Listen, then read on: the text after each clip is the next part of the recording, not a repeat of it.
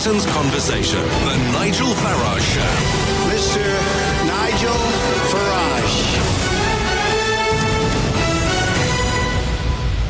Thank you, Donald. Good evening, ladies and gentlemen. Well, it was all happening here today in the European Parliament in Strasbourg. In a very heavily trailed speech, Mr. Juncker gave his third State of the Union speech, setting out his vision for what the European Union would be post-Brexit. And there was also a little sting in my tail as far as Brexit was concerned too, because he said it would be a sad and tragic day when we left the European Union and that we would come to regret it. Here's Mr. Juncker speaking earlier. March the 29th, 2019 will be the date when the United Kingdom will leave the European Union. This will be a very sad and tragic moment in our history. We will always regret this, and I think you will regret it soon as well, if I might say.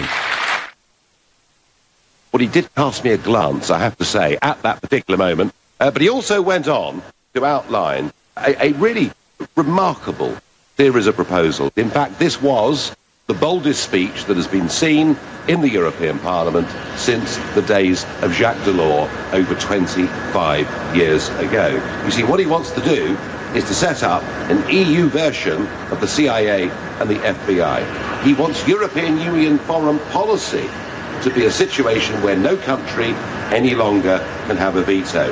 And he wants, and Nick Clegg, are you listening? Because I did a debate with you, chaired by Nick Ferrari, on LBC. When I talked about a European army, you said it was a dangerous fantasy. Well, Juncker said he wants a full defence union by 2025. He wants the presidents of the Council and the Commission to merge so that Europe has one big, powerful president. He wants a common asylum and immigration policy. In short, he wants a united States of Europe, and one in which the Eurosceptic political parties are to be described as extremists and starved of funding. It was, in one sense, a very open and honest speech, but I have to say, I thought it was pretty frightening. This is what I had to say in response to Commission President Juncker. Mr. Juncker, that was the most open, honest and truly worrying speech I've heard in my long years in this place. The message is very clear. Brexit has happened. Full steam ahead. So new plans. There's to be one powerful president for the whole of the European Union. A finance minister with fresh powers to, as you say yourself, intervene as and when he sees necessary. A stronger European army in a militarised European Union with a stronger and perhaps more aggressive foreign policy too. And more Europe in every single direction, and all of it to be done without the consent of the people. Your plan to fight the next European elections with cross-European, pan-European lists funded by the European Union, but not, as you said, to fund extremists, means what we will find is genuine democratic parties of opposition will not be able to compete in elections on the same playing field. It is reminiscent of regimes of old. Indeed, the way you're treating Hungary and Poland already must remind them of living under the Soviet communists when you attempt to tell them how they should run their own countries. All I can say is thank God we're leaving. But you've learnt nothing from Brexit. If you'd given Cameron concessions, particularly on immigration, the Brexit vote, I have to admit, would never, ever have happened. And yet, the lesson you take is you're going to centralise, you're going to move on to this new, I think, very worrying, undemocratic union. And you're deluding yourself, Mr. Verhofstadt, if you think that the populist wave, as you define it, is over. If these plans of Mr. Juncker's come to fruition, far from the populist wave being over, I doubt it's even begun. That was my response, and I felt pretty upset. Not for us, because thank goodness we are leaving. That's my view, but I feel pretty sorry for democracy in Europe once we've left, because clearly, with Brexit, it is now full steam ahead. And I wonder, his comment that we're going to regret it because we're leaving, I wonder, do you agree with that, particularly given the plans he's outlined today for a centralised state with vast power at the centre and increasingly very little room for nation-state parliament at all. So tell me, does Mr Juncker speak for you when he says we're going to regret voting for Brexit, or has today perhaps opened your eyes?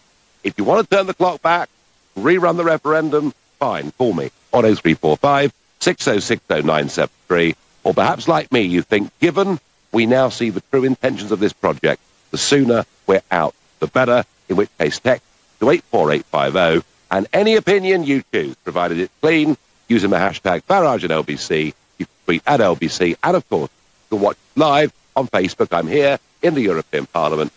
Send me messages there too. And my first caller this evening, who's never called this show before, is Emily in Colchester. Good evening, Emily. Hi, Nigel. Hi. So, does Mr Juncker speak for you? Are you going to regret not being part of a union with a powerful president and finance minister and common policies on defence and asylum and everything else? No, he doesn't speak for me personally. I share some of his views, but I wouldn't say all of them.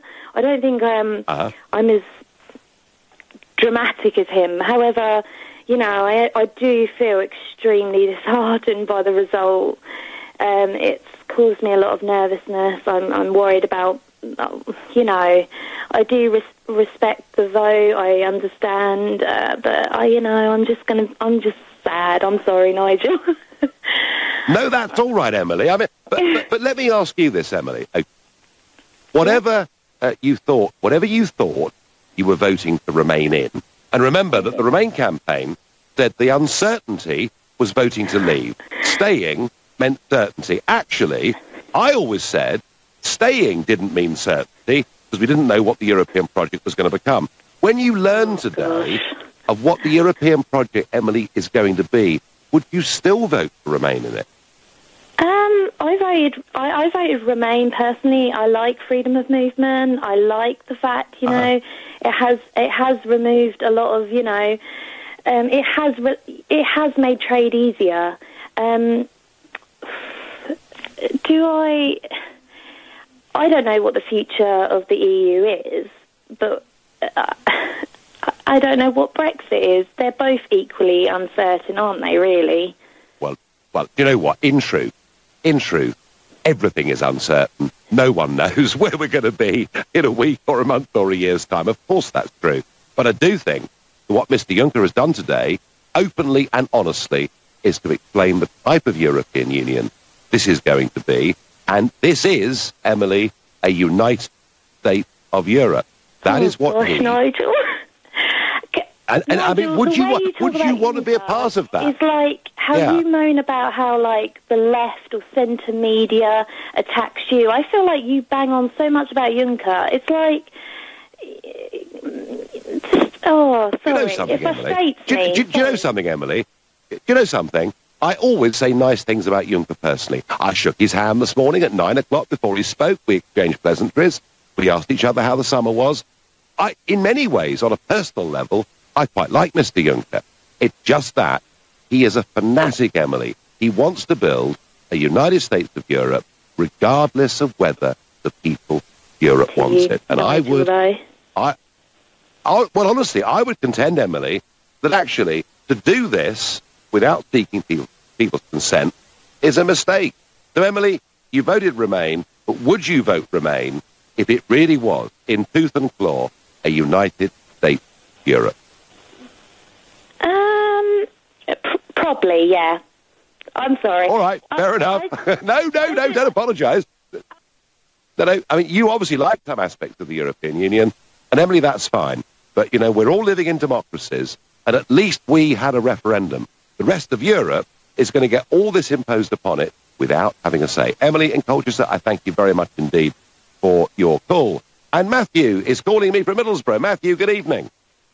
Hi, Nigel. You all right, mate? I'm all right, yeah. So, what do you make of Mr Juncker today, then? I don't regret voting to leave the European Union one bit, and I actually think it was a thinly veiled threat, to be honest with you. Go on, explain. Well, he was almost inferring that, speaking from the European perspective, that we're going to make you regret this. That's what I inferred from it, anyway. Yeah, wasn't it interesting the way he talked about, we're going to sign trade deals with Australia and New Zealand before you leave and things like this. No, I think there was a little bit of boasting almost going on there today. There was boasting going on, and there was malice as well. Do you know something? This is my real upset with these negotiations, that I feel that what Juncker and Barnier and Verhofstadt and all the others are representing, they're representing Brussels and Strasbourg. They're not representing the member states, the companies, or the workers within them. So no regrets from you, Matthew. And now that it's a United States of Europe that they're building, can you see us, if we ever had a second referendum, rejoining? I wouldn't have thought so. I don't think the British people had let that happen.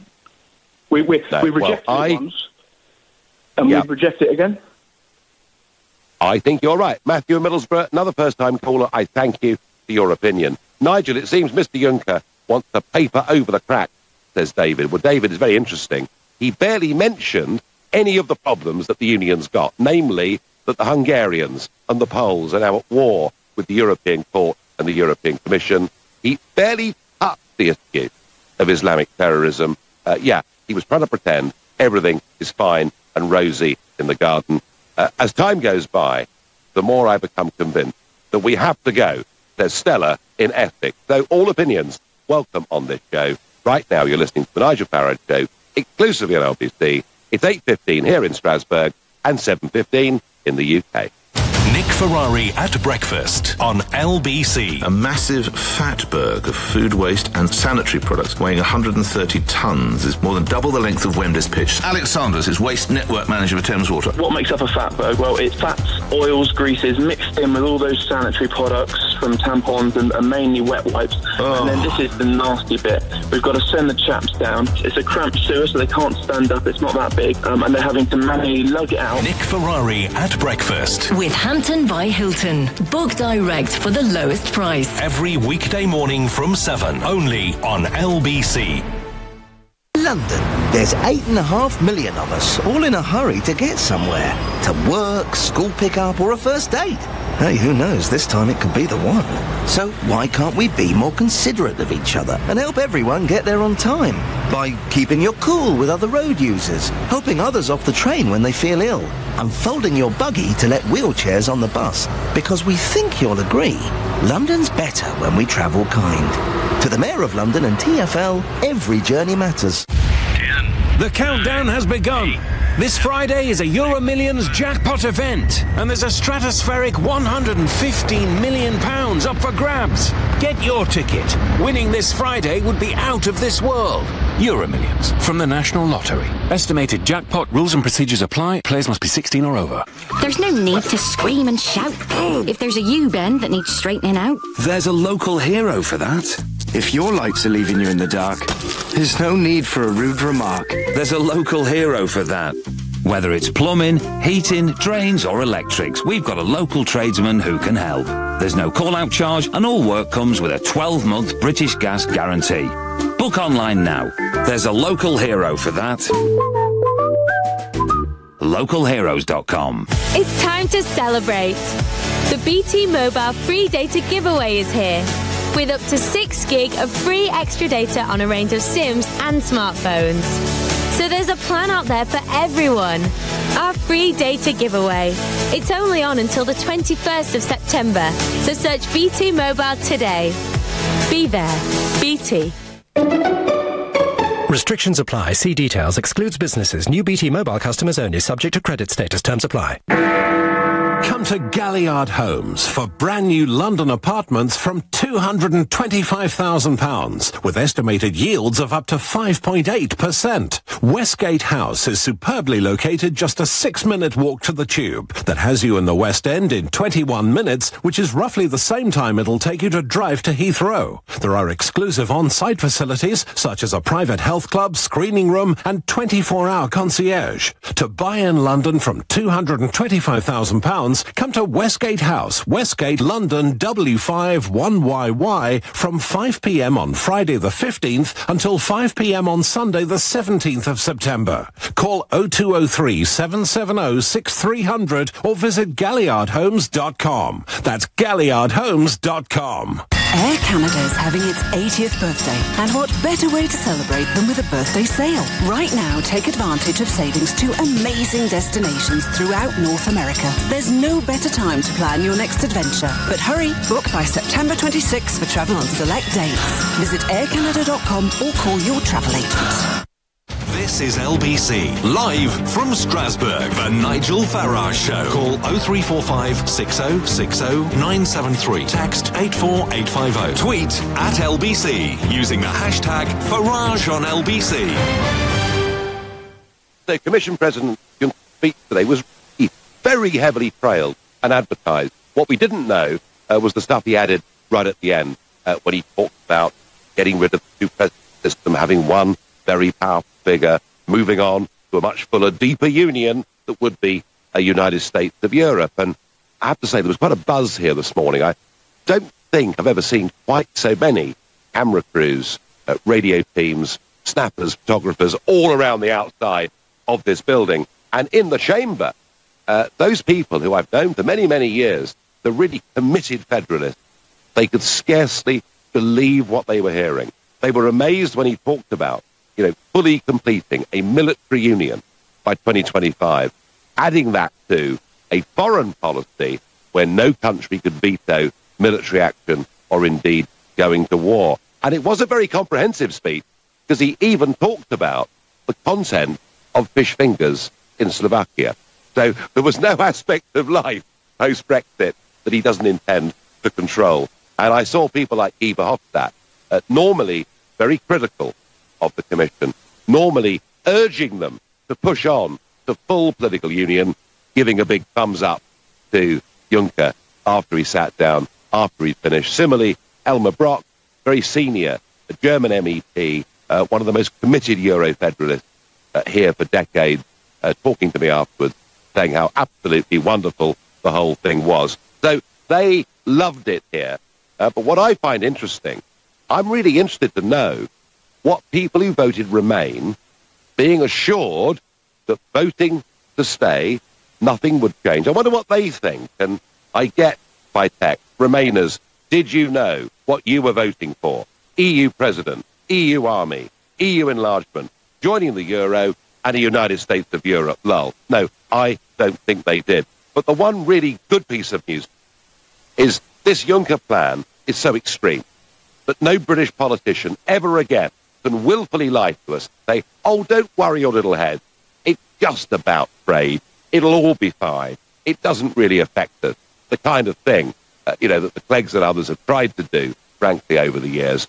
Now, if they ever were able to force a second referendum upon us, I would say the chances now of the pro-EU side winning that referendum are pretty close to zero. It's the one thing out of today that cheers me up. I wonder how it makes Steve in South Ayrshire. Good evening, Steve. You're on LBC. Hello there, Nigel. I'm a first-time caller. Well, welcome. Thank you. What was it that motivated you, Steve? Yes. Go on. Go on, tell me. What was it that really motivated you to pick up the phone about Mr. Juncker's speech? Was it the fact that they're pushing on to the United States of Europe? Yeah, it's really about this having a European army is quite terrifying, actually. If the European Union goes down that route, I think that's actually a big error. That needs to be stopped. And I don't know, because I voted Remain, but the European army, I mean, you've got other things like they want to maybe centralise the banks and so forth, and it's just quite dangerous, really. But you were told, Steve, you were told, as a Remain voter, you were told, were you not, that leaving was the risk? because leaving, we didn't know what the future was, and Remain was certain. Now it's clear that actually Remain wasn't certain, was it? Well, no. I mean, no one can really look into a crystal ball and tell whether Leave or Remain is what's going to happen in the future. No one really knows.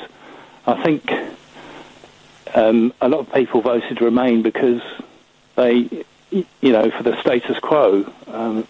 Voting Leave, what can happen? Anything. The trade deals look difficult at the moment. It's by all means uncertain. But I would say what you're saying about the European army is I 100% agree with you. Well, Steve, I'm worried. I'm worried about two things. One, that actually it's a direct challenge to NATO. And Juncker said today, NATO approve of all of this. I tell you what, I know that there are many in NATO that don't. It's very difficult to have two parallel systems work together, and there is a very deep anti-Americanism in much of this European project. Literally, just either scratch their mind. And secondly, what it means is you have this army, and you have it with a foreign policy where no longer can one country veto it. So a country like Ireland, for argument's sake, that thinks it's neutral, with the Juncker plan isn't neutral, Ireland could say no, find itself with no veto, and getting itself involved in military action, perhaps anywhere in the world. And I'm worried, Steve, that once they've got this army and a much stronger foreign policy, they will start to flex them up. So, Steve from South Est, thank you. And Steve, making the very valid point that a lot of Remainers voted for the status quo. But, folks, that status quo changed today, and it changed significantly. Juncker's speech has reinforced my decision to leave. It is chilling to imagine Juncker's European vision, says Mickey. Mickey, I'm going to tell you a little bit more later on in this show about the most chilling aspect of all of it, which is what he intends to do to elections and, indeed, to democracy. I have a feeling that the EU will regret us leaving somehow, says Andy. And Janet says to me on Facebook, could a Remainer please explain why they want a European Union that becomes a state and has within it no borders and really no nation? And I wonder about that. I really do wonder. Come on, you're a Remainer. Ring me up and tell me that actually you were happy for all of these things to happen. You were happy for us to be part of a union moving in this direction. Now, having mentioned America, our next caller is coming all the way from California, and it's Matt. Matt, good afternoon. Good afternoon, Nigel. Good to finally speak with you. So my background is I'm a PhD student back in the UK. I'm doing some temporary work over here at the moment. And actually, being in academia in the UK, being a Leave voter is, you're in kind of a minority, right? I kind of feel that my position was completely vindicated by the State of the Union address today. So, the way I was thinking about this was that everyone's arguing that we're too far entangled with the EU, right? All these years of EU law, etc., to actually make leaving possible. Well, it seems to me that as time goes by, the EU becomes more integrated and, they took a big step towards an intent, at least today. And therefore, there is going to be no better time than the present to leave if we are ever going to leave, right? So I kind of feel this argument was missed in the debate a lot, and you did touch on it, and I did respect that. You were saying that Remain wasn't the status quo, right? And this goes to prove it. And all we're talking about is a different rate. And, I don't want the UK to not be a state anymore, its own entity. And I look at people like Guy Verhofstadt, who I do actually have a lot of respect for, because at the end of the day, he sticks to his guns. I don't agree with his opinions, but at least he's consistent. But he's constantly using this Thatcher quote. Well, I say constantly. I've seen him use it a couple of times with respect to her praising the single market. But they always seem They always seem to omit the Thatcher quote where she's saying how moving towards centralization of European powers is absolutely the opposite as to what we would want, right? If you're trying to force this identikit European identity on people, that's incorrect. And the selective quotes are very interesting, right? And Yeah, so looking back now, I was called bigoted, I was called racist, everything, as every Leave voter is. Join the club, Matt. Yeah, join the club. I mean, it's funny, the day after the Leave vote, June 24th, I was actually flying out to San Francisco for a conference. And, as soon as anyone heard my accent, it was like, oh, my God, the UK's left, you poor thing, are you okay? The assumption being that, I would therefore be a Remainer because I was an academic. And you came up quite a lot as well, actually. You were lambasted. I know. I was the great hate figure, Matt, or some people are lovely too, but no. I mean, look, none of this, Matt, none of what's happened today surprises me one little bit, because this is what they've planned all the way through. And I tell you something, had we voted in that referendum last year to remain, had the status quo as it was sold to us prevailed, today people would be absolutely ringing up this show and going berserk. And all I can say, Matt, is well done you for having the independence of mind to stand up against your establishment peers. And thank goodness, Matt, we voted Brexit, given where Juncker wants to take the EU. Can I say one more point on this?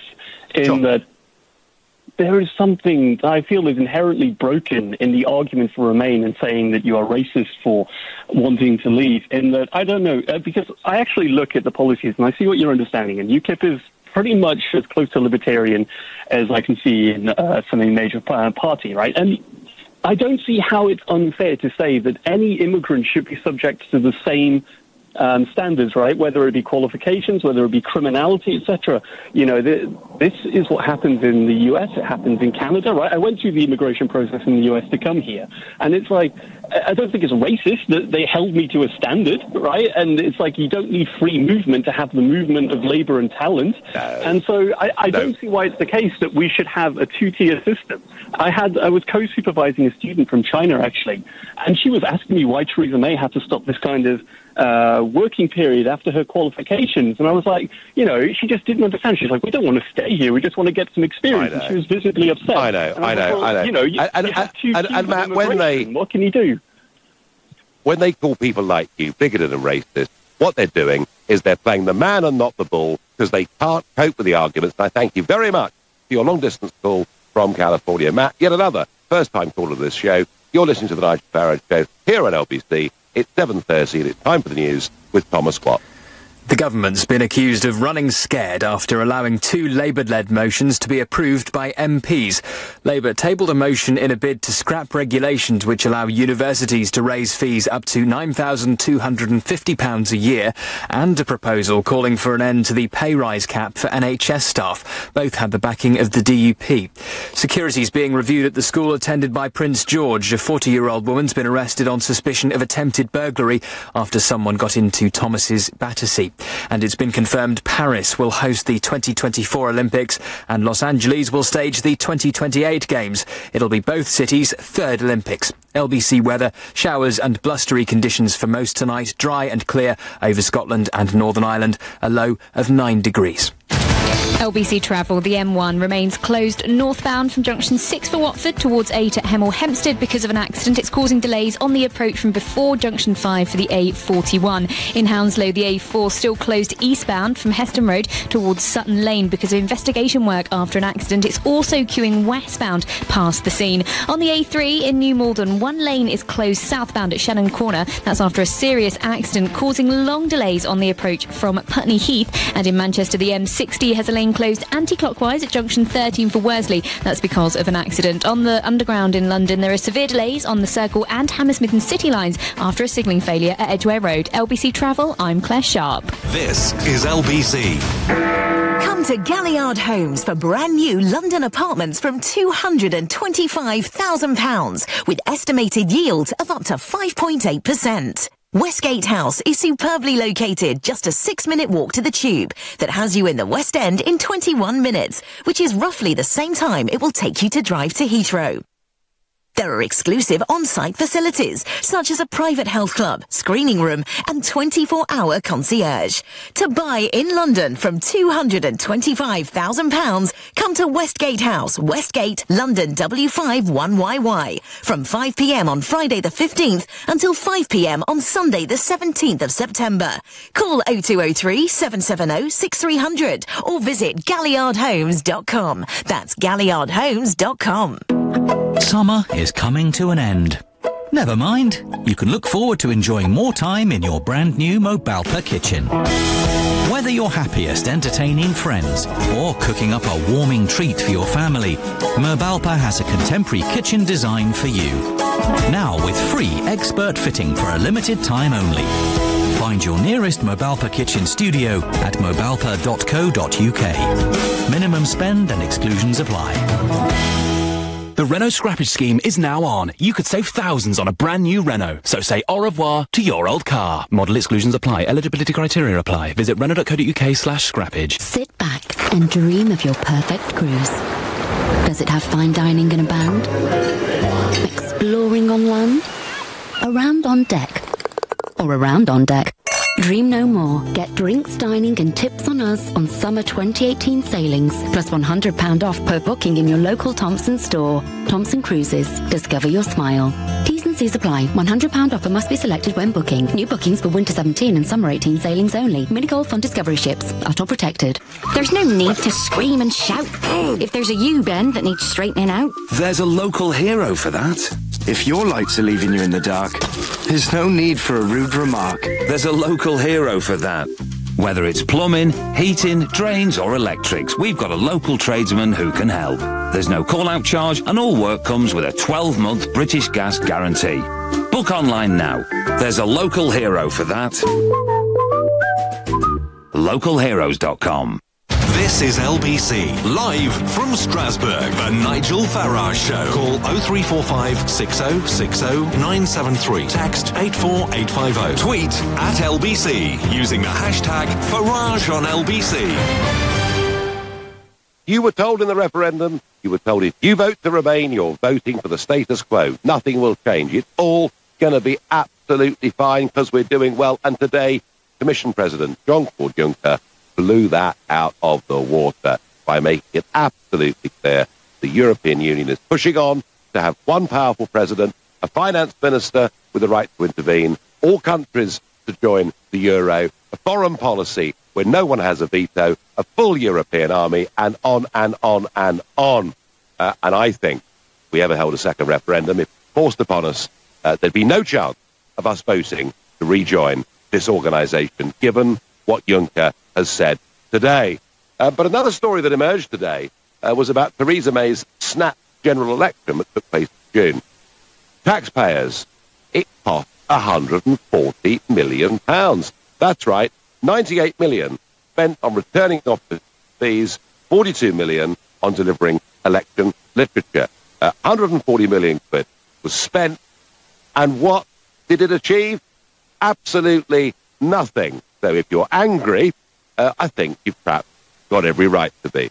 Mind you, 140 million cost for being a member of the European Union is pretty much contribution, so I wouldn't worry about it too much in that big picture. And I'm looking forward, I'm excited about the day when we're free of this union and not wasting all this money and getting on making friendships with other parts of the world.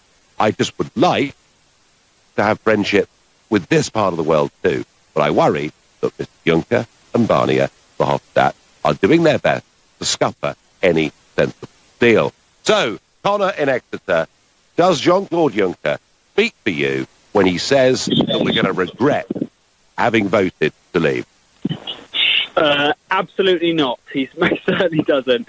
I think it's very interesting. I think Juncker's comments today just kind of serve to represent really how, in my opinion, terrified the European Union is, how terrified the establishment is. I think Brexit for them was a massive wake-up call. I don't think they ever listen to the British people's concerns or anyone's concerns, for that matter. I think they're terrified of us making a success of it. I think Juncker's looking for almost a power grab, if I'm honest. I think he's frightened. I think he wants to create his United States of Europe before it's too late, before it all topples on top of him, before other member states realise, that there is opportunity outside of the Union. I think the most dangerous issue for me is actually that democratic issue. For me, though, I haven't really elaborated on that yet, Connor, but I will. But first, just say, thing that amazes me is they've learned nothing from Brexit. I mean, look, had Cameron come here, they'd given him some decent concessions on immigration. You know something? Remain would probably have won, because Cameron could have said, look, I'm just proof we can get our own way in the European Union. They gave him absolutely nothing. They lost the referendum. But the lesson they've learned from this, apparently, is to do more of the same. And I think that will spark, a lot more bad feeling across the rest of Europe. But Connor, here's what he also announced today, and this is the point I'm making about democracy. The most sinister aspect of everything that Juncker did today was what he said about democracy. He said that he wants the next European elections to be contested by transnational, cross-border European political parties, and that those parties will be funded by the European taxpayer. But, he said, we should not be filling the coffers of anti-European extremists. Now, in his definition, anyone that questions his vision is an extremist. I'm certainly an extremist, and 52% of the British people are extremists as well. And what I think is going to happen here, Connor, is you will see big money being given to pro-EU parties, no money being given to anti-EU parties, and if they then try to raise that money privately, they'll be capped in terms of what people can give them. And I think, Connor, what they're trying to do is to tilt the field of play for the next European elections to give the electorate a massive advantage. And frankly, I think with this and the way they're treating Hungary, Poland, I think, Connor, we're seeing a new form of communism. Yeah, I completely agree. I think for me, that's always for me been the most dangerous thing about the European Union. That's why I voted Leave, and that's why I'll never ever change my mind. It's simply down to that fact that I think it was built up from the ground to be unaccountable and anti-democratic from the very beginning, and that's just beginning to show now as they start to try and achieve this dream of theirs. That's just, I just could never. Well, my view, Connor, my view's always been: don't call the European Union undemocratic, call it anti-democratic. And I think Juncker proved that today. And I have to say, for those parties left in this Parliament and across the rest of Europe who believe, Connor, in similar things to you and me, life today just got a whole lot tougher. And my worry is if they make it impossible for people's democratic voice to be genuinely heard, then people will go beyond democracy and seek other means of expressing their views, and that's really worrying. Connor, I thank you for your call. Hi, Nigel, from Ramsgate. You have always said this about the European Army. Thank the Lord we are coming out. I noticed no politicians have made a comment on this yet. No, and I don't think they will. They'd rather pretend it's not happening. Femi is calling me from Vienna. Good evening. Good evening, Nigel. How you doing? Hello. Very well indeed, thank you. Now, you've been on this show before. You're a keen observer of all things European. What did you make of Juncker's speech today? Well, I might surprise you to say that I don't fully agree with everything that Juncker said. I'm not a fan of his plan for the euro and the European Army. That's one thing that I'd like to say. That requires unanimity, because all defence policy at the EU level requires unanimity. It's the reason why they haven't been able to stop us selling arms to Saudi Arabia and blah blah blah blah blah. So if we were to remain in the EU, the European Army wouldn't be happening. So it's like essentially complaining about who your former partners dating when you're the one that dumped them. The fact that we're leaving is the reason why this is allowed to happen, and because of that, if the European army goes ahead, which is more likely as a result of Brexit, the UK army will be one of the smallest ones on the continent. All right, Femi, if you want to get technical, and we won't spend too much time on this because it bores most people, but of course they wrote into a previous treaty the principle of enhanced cooperation. And what that means is that even if Britain had stayed a member, we couldn't have stopped the European army because the others could have pushed on and proceeded without us. But what I will agree with you, is I did get the feeling today that what Juncker was really saying was, look, we've got Brexit, the Brits are going, those pesky Brits that keep on saying, are you sure you've got this right? They're gone. It's our opportunity to go full steam ahead. And I did get that feeling. So, you say that they can push on with the European army without us. That will happen with or without Brexit. With or without Brexit, that happens. So Brexit doesn't change its thing in that respect. And also, a lot of your arguments are based on Jean-Claude Juncker. I think it's important for listeners to know he leaves in 2019. So having Brexit in 2019 to avoid the policies of a man who won't be there once we leave makes almost zero sense. And also there's... But they're very clever. But they are very clever, Femi. They are very clever because what Juncker has done with this plan is he's put things in place to centralise power more deeply, to take power away from voters of member state parliaments, but they've done it in such a way that they will avoid, at all costs, having another European treaty, and therefore there'll be no referendums on this massive advance of European centralisation. And I genuinely think that if they really do pursue this path, and I tell you what, there was a standing ovation in this Parliament today for it, if they pursue this path, I think there'll be considerable anger across much of Europe. You mentioned this undemocratic point, and you've said time and time again the EU's anti-democratic, that it's only the Commission that's the sole source of law that makes proposals. But I'm just wondering, have you been telling the whole story in that respect? Yeah, look, the unelected Commission has the sole right to propose legislation and to propose the repeal of legislation. That is how the system works. The one twist to this day that Juncker brought in is that commissioners would be allowed to stand as MEPs. So there may well be an elected element on transnational party lists in the next commission. But if that's an increase in democracy, the decrease in democracy is that member states and individuals lose their ability yet further to influence affairs. And, Femi, most worrying of all, is they don't want, under this new system, to fund parties that oppose the union. Femi, as ever, I thank you for your instructive knowledge and for your call. You're listening to the Nigel Farage Show, exclusively on LBC. It's 8:45 here in Strasbourg and 7:45 at home. Coming up at 8 on LBC, Clive Bull. Labour is attempting to block the tuition fee increases after forcing the issue in the Commons. Are they right to try to stop student fees rising by another £500? Clive Bull on LBC.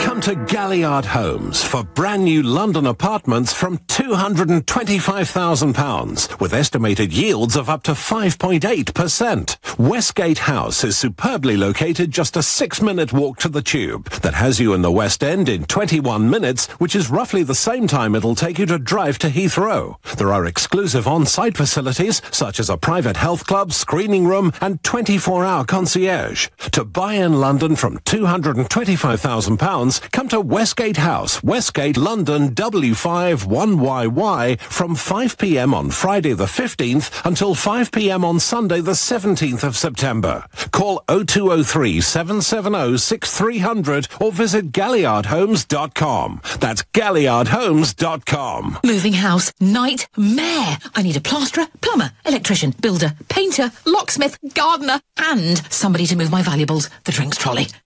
Relax, relax. It's Trust a Trader. They have all the tradespeople you can think of, reputable and reviewed, so you always get a job well done. Well done me, I say, for getting it all sorted. I shall reward myself with a cheeky tipple from the trolley. Chin chin, pass me the gin. Visit trustatrader.com. Just a Trader. Laughing, loving, playing, guiding, caring. Being a parent doesn't stop when your life does. Take care of your loved one's futures today at legalandgeneral.com, the UK's #1 life insurance provider. Growing, learning, dreaming. You are forever a parent. Cover from £6 a month. Limitations and exclusions apply. Claim based on new life insurance sales in 2016. London. There's 8.5 million of us, all in a hurry to get somewhere. To work, school pick-up, or a first date. Hey, who knows, this time it could be the one. So why can't we be more considerate of each other and help everyone get there on time? By keeping your cool with other road users, helping others off the train when they feel ill, and folding your buggy to let wheelchairs on the bus. Because we think you'll agree, London's better when we travel kind. To the Mayor of London and TfL, every journey matters. Award-winning Howarth Homes is delighted to announce the forthcoming release of their latest luxury development, Teddington Gate. A secure private development of just 35 individually designed and highly specified 1- and 2-bedroom apartments. Minutes from both High Street and Mainline Station. Teddington Gate represents a rare opportunity to buy a fabulous new home, a short stroll from stunning Royal Bushy Park. Prices starting at just $359,995. Register now for our sales event on the 29th and 30th of September by visiting teddingtongate.com. This is LBC, live from Strasbourg, the Nigel Farage Show. Call 0345 6060 973. Text 84850. Tweet at LBC using the hashtag Farage on LBC. There was no stopping Jean-Claude Juncker this morning. He was going for gold. They're going to build a United States of Europe. They're going to centralise powers, have an army, foreign policy that can't be held back by any individual nation, a finance minister with huge powers, and all member states must obey the rulings of the court. None of it could have been clearer. I wonder what Paul in Leamington Spa, another first-time caller, made of that. Nigel, thanks for having me on. Now, if you remember Star Trek, we had one of the worst examples in the book. You will be assimilated. Resistance is futile. That's what it sounds to me. Now, I am frightened in the direction they're going. They are crushing democracy. This announcement is made today will, in my opinion, cause more ructions in every single country about, oh no, please no. No more control, no more red tape. And the frightening aspect is they want to form an army. Now, you've only got to look at the lack of cohesion within the structure of the EU. Take the Hungarian Prime Minister the other day. You have no right to change our culture. Now, he did not listen. He did not mention that man today. And he should have done. He should have said, look, we know we've got concerns in the Eastern Bloc countries, but we're not going to mention them today because they're not worth mentioning. Well, I'm sorry, Nigel, but they are. Because they are. Well, what he said was, Paul, we're talking about. Paul, what he said, and you're quite right, he didn't mention Viktor Orban, the very popular Prime Minister, strong Prime Minister of Hungary, didn't mention Hungary by name. He did say there are some member states who don't always agree. But, he said, the ruling of the court must be absolute. So it was absolutely clear that if you're a member state of this, you have to do what you're told. I mentioned Hungary in my speech. I also mentioned Poland in my speech. And the EU are telling them, Paul, how they should live. And I've got friends in those countries who say, gosh, this, is reminiscent of the way that Moscow used to give us orders and give us instructions. And I wonder for how much longer countries like that, who've not been independent for very long, they've lived under Nazism and communism and the Austro-Hungarian Empire, I wonder for how long they are really going to put up with being treated like this. Well, you said, didn't you? You said, and he alludes to it in his speech about nationalism, populism. It's the term. And he mentions how, he believes he'll crush it. Well, he's a fool. He's a completely deluded fool. And so are the rest of his crew. Because all this is going to do is going to whip up more and more anti-EU rhetoric. I'll guarantee you. Because, they are giving us nothing at all. I mean, I agree with you. Facebook. I've just posted on Facebook, Nigel, give the members of the EU a democratic vote. Give them a referendum. Now, if he said to me today, look, Paul, I agree with you. I'm going to give every single country the right to vote on membership to the EU. Then I'd say to him, right, Jon, despite what Nigel thinks and the rest of us think about you personally and privately, I'm going to give you respect on this issue. You know what I mean? But they will not give us democracy. Democracy is out of the question. They want the little man like me. I think after the Brexit referendum, I don't think they ever want to see another referendum on EU membership anywhere else. Paul, I thank you very much for your call. Paul from Member they're feeling very passionate. Juncker has got this badly wrong and will actually stir up more opposition to the EU. I think it'll do it in Britain too. Irene says Juncker is just making Brexiteers more determined to keep up the pressure. Anna says, I think Juncker has performed a great service today, confirming what we already knew or feared. Well, I'm very happy to take positive tweets if you want to send them in. No regrets at all. It's all just taking too long, says Janice. Isn't this the same plot as the Star Wars saga? We all know how that panned out, says John. Anthony is calling me from Brian Barnett. What did you think of Jean-Claude Juncker today, Anthony? Is he right that we're going to regret not being part of this new United States of Europe? Oh, good evening, Nigel. Nigel, just before I do get on to that point, I find it really interesting that yourself and your acolytes, in terms of, are so hypocritical when it comes to talking about democracy, and I'll tell you for why. I've heard on the radio countless times where Brexiters, constantly go on about respecting people's democratic rights, but 48% of the electorate, voted to remain.